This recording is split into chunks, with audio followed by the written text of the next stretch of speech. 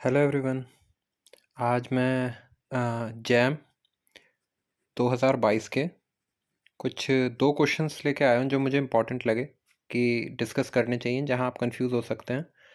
बाकी जो भी आपको क्वेश्चंस ऐसे लगें कि मुझे करने चाहिए, वो आप मुझे एक बार कमेंट में बता सकते हैं। तो ये पहला ही क्वेश्चन था जिसमें अनस्टेबल और स्टेबल इक्विलिब्रियम के बारे में पूछ रखा था। तो अक्सर इसकी जानकारी बहुत ज़्यादा किताबों में होती नहीं है, तो बच्चे कंफ्यूज हो जाते हैं कि अनस्टेबल इक्विलिब्रियम क्या होता है, स्टेबल इक्विलिब्रियम क्या होता है।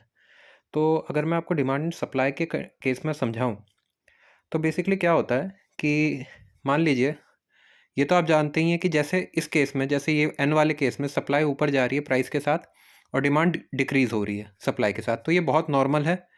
और इसमें क्या होता है कि जैसे जैसे प्राइसेस बढ़ते हैं, सप्लाई तो बढ़ती है लेकिन डिमांड कम होती है। तो डिमांड कम होने की वजह से जो सप्लाई पे प्रेशर पड़ता है, जिससे क्वांटिटी नीचे आती है, और वो दोबारा से, अगर मान लीजिए प्राइस ऊपर भी जा रहे होंगे, तो वो अपने आप नीचे आ जाएंगे क्योंकि डिमांड कम हो जाएगी। तो इस केस में क्या होगा कि एक स्टेबल इक्विलिब्रियम होगा। स्टेबल इक्विलिब्रियम का मतलब आप ऐसे समझ सकते हैं कि अगर मान लीजिए मैं कोई भी वेरिएबल के साथ छेड़छाड़ करता हूँ, जैसे मैं प्राइसेस के साथ छेड़छाड़ करता हूँ, तो वो अपने आप प्राइसेस जो है इक्विलिब्रियम पे अपने आप शिफ्ट हो जाएंगे, क्योंकि या तो डिमांड डिक्रीज हो जाएगी या सप्लाई डिक्रीज हो जाएगी। जैसे अगर मान लीजिए प्राइस डिक्रीज हुआ, तो प्राइस डिक्रीज होने के साथ डिमांड तो बढ़ती है लेकिन सप्लाई कम होने लगती है, तो शॉर्टेज हो जाती है। तो शॉर्टेज के कारण क्या होता है कि प्राइसेस अपने आप बढ़ते हैं, क्योंकि शॉर्टेज क्या करती है, प्राइसेस बढ़ाती है। तो इस केस में एन तो स्टेबल इक्विलिब्रियम है। अब हमें एम को चेक करना है। तो एम के केस में क्या होगा, एक मिनट, सॉरी, एम के केस में क्या होगा, आप देख सकते हैं जैसे जैसे प्राइस बढ़ रहे हैं, ऑल्दो डिमांड डिक्रीज तो हो रही है लेकिन उसके साथ सप्लाई और ज़्यादा डिक्रीज हो रही है। और हम क्या जानते हैं कि शॉर्टेजेस क्या करती हैं, शॉर्टेजेस बेसिकली प्राइसेस को बढ़ाती है। तो अगर शॉर्टेज प्राइस को बढ़ाती है, जैसे आप यहाँ पे देख सकते हो कि डिमांड कम तो हुई है लेकिन सप्लाई और ज़्यादा कम हुई है, तो इसमें यहाँ पे जो शॉर्टेज है वो प्राइस को और बढ़ाएगी। तो यहाँ पे जो इक्विलिब्रियम है ये बेसिकली और आगे चला जाएगा, क्योंकि हम जैसे जानते हैं, जैसे यहाँ पे शॉर्टेज हुई कि डिमांड तो कम हुई, डिमांड तो बढ़ी लेकिन सप्लाई कम हो गई प्राइस डिक्रीज होने के साथ, तो यहाँ पे एक शॉर्टेज हुई, है ना, शॉर्टेज हुई। शॉर्टेज का क्या मतलब होता है, सप्लाई, शॉर्टेज का मतलब होता है सप्लाई लेस देन डिमांड। तो वो प्राइस को पुश करती है ऊपर की ओर, तो प्राइस ऊपर की ओर पुश होता है। अब आप यहाँ पे देख सकते हो, यहाँ पे जैसे जैसे प्राइस बढ़ रहे हैं तो सप्लाई और कम हो रही है, डिमांड कम तो हो रही है लेकिन सप्लाई के मुकाबले कम नहीं हो रही है। तब इसका क्या इम्पैक्ट पड़ेगा, यहाँ पे भी एक शॉर्टेज आएगी और शॉर्टेज प्राइस को और ऊपर ले जाएगी। इसका मतलब ये जो है, ये बेसिकली एम जो है एक अनस्टेबल इक्विलिब्रियम है, क्योंकि अगर आप इसमें प्राइसेस को बढ़ाएंगे, अनस्टेबल इक्विलिब्रियम है क्योंकि प्राइसेस को बढ़ाएंगे। अनस्टेबल इक्विलिब्रियम का क्या मतलब हुआ कि प्राइसेस बढ़ेंगे तो सप्लाई कम होगी, डिमांड से भी कम होगी, शॉर्टेज बढ़ेगी तो प्राइस और ज़्यादा बढ़ेंगे। इस वजह से ये एक अनस्टेबल इक्विलिब्रियम है। ठीक है, तो इसका आंसर क्या होगा, B is the only an is stable equilibrium. ठीक है, तो इसका जो आंसर है वो बी है, only an is stable equilibrium. एक मल्टी सिलेक्शन क्वेश्चन है 36 वाला। तो क्वेश्चन क्या कहता है कि जो डिमांड है, डिमांड बेसिकली आपको एफ पी एक्स आई दे रखी है, और जो सप्लाई है वो आपको दे रखी है जी पी एक्स ए। तो यहाँ पे ए एडवर्टाइजमेंट है और आई इनकम है। ठीक है, और इसमें जनरली आप जानते ही हैं कि जो डिमांड है वो प्राइस के साथ डिक्रीज होती है और सप्लाई प्राइस के साथ इंक्रीज होती है, तो ये तो जनरली है। और यहाँ पे जो आई और ए का जो डिमांड और सप्लाई के साथ जो रिलेशन है, उसका कोई भी साइन हो सकता है, तो उसको लेके हमें वो नहीं है। अब इसमें हमें चार ऑप्शन दे रखे हैं। अब इसमें एक भी ठीक हो सकता है, दो भी हो सकते हैं, तीन भी हो सकते हैं, चार भी हो सकते हैं। ठीक है, तो ये जो ई पी एक्स है इसमें बेसिकली दे रखा है, ई पी एक्स का मतलब है इलास्टिसिटी। इलास्टिसिटी मतलब response of price with respect to change in advertisement expense. Advertisement के एक्सपेंस को चेंज करने से प्राइसेस में क्या चेंज आएंगे। तो फॉर्मूला आप इलास्टिसिटी का जानते हैं, ये क्या होता है, तो ये बेसिकली फॉर्मूला इलास्टिसिटी का है। अब यहाँ पे एक क्वेश्चन में दे रखा है कि there exist an equilibrium Q X T equals to Q X X equals to Q. ठीक है, अब देखिए इस क्वेश्चन को थोड़ा समझते हैं। अब देखिए, एक क्वेश्चन में क्या है कि क्यू इक्वल्स टू, एक इक्विलिब्रियम में क्या होगा, Q X D minus Q X X equals to 0। तो इसका मतलब क्या हुआ, जो अगर हम डिफ्रेंशिएट करेंगे इक्विलिब्रियम क्वांटिटी को ए के साथ, वो 0 होगी। तो आप देख सकते हैं हमने पार्शियली डिफ्रेंशिएट किया दोनों साइड पे, तो इक्वल्स टू 0 आ गया। अब आप जानते हो कि जो क्यू एक्स डी था वो क्या आपको दे रखा था, एफ पी एक्स। यहाँ पर आप देख सकते हैं ना, क्यू एक्स डी आपको एफ पी एक्स दे रखा था। तो जब हम डिफ्रेंशिएट करेंगे ए के टर्म्स में, तो यही एक्सप्रेशन आएगा, del F X upon del P X dot D P X upon D A plus del F upon del I D I upon D A. अब ये जो D I upon D A, क्योंकि I और ए दोनों exogenous है, तो equals to 0 हो जाएगा।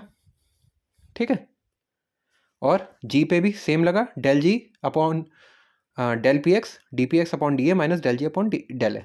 ठीक है, अब क्या करेंगे हम, यहाँ पे हमारे पास ये 0 हो गया, तो ये टर्म तो एलिमिनेट हो गई, बाकी आपका ये आ गया। ठीक है, अब हमने D P X upon D A, क्योंकि आप जानते हो कि यहाँ पे जो एक्सप्रेशन था D P X upon D A, हमें पहले D P X upon D A निकालना है। तो हमने D P X upon D A निकाला, D P X upon D A क्या आ रहा है, del G upon del A del F upon del X minus del G upon del P X. अब ऑप्शन बी हमें क्या दे रखा था, ऑप्शन बी हमें यही दे रखा था, D P X upon D A del G upon del A del F upon del P X minus del G upon del P X. तो इसका मतलब बी तो करेक्ट है, बी करेक्ट है।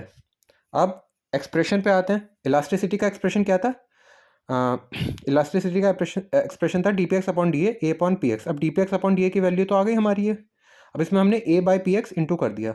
अब हमने क्या करा है, बेसिकली यहाँ पे बाई क्यू और यहाँ पे बाई क्यू, दोनों में वो कर दिया है डिवाइड। तो ए बाई क्यू ऊपर आ गया पी एक्स बाई क्यू, क्योंकि ये देखो यहाँ पे तो ये डिनोमिनेटर में जा सकती है टर्म, तो डिनोमिनेटर में दोनों के चली गई, तो क्या आ गया, डेल एफ एक्सप्रेशन है del G upon del A dot A upon Q और del P X upon Q del F upon del P X minus del G upon del P X P X upon Q. तो option A भी correct है, क्योंकि option A में भी हमें यही दे रखा था, ऑप्शन ए में भी हमें यही दे रखा था, तो ऑप्शन ए भी करेक्ट है। अच्छा, अब ऑप्शन डी आप यहाँ से देख सकते हो, ऑप्शन बी क्या दे रखा है कि the sign of D P X upon D A does not depend on del G upon del A, जबकि अब हमने देख लिया है कि ये जो है ये एक्सप्रेशन सही है। अब ये हमें पता है ये वाला लेस देन 0 है, ये वाला ग्रेटर देन 0, अब हमें इसका पता है। अब इसकी जो साइन है बेसिकली इसी चीज़ पर निर्भर करेगी कि डेल जी अपॉन डेल ए क्या है, क्योंकि अगर डेल जी अपॉन डेल ए ग्रेटर देन 0 हुआ, इसका मतलब क्या हुआ कि क्वांटिटी एडवर्टाइजमेंट के साथ बढ़ती है, तो जो प्राइसेस हैं ना एडवर्टाइजमेंट के साथ डिक्रीज होंगे। क्यों, क्योंकि ये भी लेस देन 0, ये ग्रेटर देन 0, इसके साथ ये वाला नेगेटिव हो जाएगा, और ये लेस देन 0 ये नेगेटिव हो जाएगा। अगर ये पॉजिटिव हुआ तो ये वाला टर्म नेगेटिव होगा, D P X upon D ए लेस देन 0 होगा। अगर ये नेगेटिव हुआ, मतलब अगर एडवर्टाइजमेंट एक्सपेंस के साथ आपकी क्वांटिटी सप्लाइड कम हो रही है, उस केस में प्राइसेस बढ़ेंगे। तो इसका मतलब दोनों केसेस में डेल जी अपॉन डेल ए के साइन पे कहीं ना कहीं D P X upon D ए का साइन रिलाई कर रहा है, तो आपका ऑप्शन डी तो गलत है ना, कि डिपेंड तो करता है, D P X upon D ए का जो साइन है वो डेल जी अपॉन डेल ए पे डिपेंड कर रहा है। अब हमें ऑप्शन सी देखना है। ठीक है, अब ऑप्शन सी का आप देखिए, सेम टू सेम जैसे हमने एडवर्टाइजमेंट एक्सपेंस पे किया, वैसे ही अब हम करते हैं इनकम पे, इनकम ऑफ द कंज्यूमर। जो हमें दे रखा था वो भी एक क्या था, कंज्यूमर की एक्सोजीनियस था। तो सेम जो हमने एडवर्टाइजमेंट एक्सपेंस के लिए मैथमेटिक्स लगाई वो यहाँ पे भी लगाएंगे। तो जैसे वहाँ पे डी आई अपॉन डी ए 0 हुआ था, यहाँ पे डी ए अपॉन डी आई भी 0 हो जाएगा, ये वाला टर्म इक्वल्स टू 0 हो जाएगा। बाकी सब एक्सप्रेशन जो है वैसे ही वो होगा, del F upon del P X D P X upon D I plus del F upon del I minus del G upon del P X D P X upon D I. तो 0 ये हुआ, D P X upon D I को same to same हमने common लिया, तो del F upon del P X minus del G upon del P X plus del F upon del I. अब del F upon del I इधर गया, तो minus में इसे कैसे लिख सकते हैं कि minus del F upon del I, ये कैसे लिखा जा सकता है, equals to minus del F upon del I D P X upon D I del F upon del P X minus del G upon del P X. ठीक है, अब जब ये यहाँ आएगा तो माइनस, ये इस माइनस को हटाने के लिए ये इसमें साइन बदलेगा, तो एफ माइनस में चला जाएगा, जी पॉजिटिव हो जाएगा। ठीक है, तो अब ई पी एक्स ई आई का जो हम एक्सप्रेशन निकालेंगे वो क्या आएगा, I P X same to same हमने बाई क्यू पाई क्यू किया, तो एक्सप्रेशन आना चाहिए ये, लेकिन आके उसमें ऑप्शन में क्या दे रखा है, ऑप्शन में दे रखा है del G upon del I, जबकि एक्सप्रेशन आना चाहिए del F upon del I. तो ऑप्शन सी भी गलत है। ठीक है, तो only true option is A और बी। ठीक है, तो अगर आपको पसंद आए तो लाइक करें, और जो भी क्वेश्चन आपको लग रहा है कि मुझे डिस्कस करना चाहिए उसके बारे में आप कमेंट करें, ताकि मैं उसे भी डिस्कस कर सकूं। Thank you.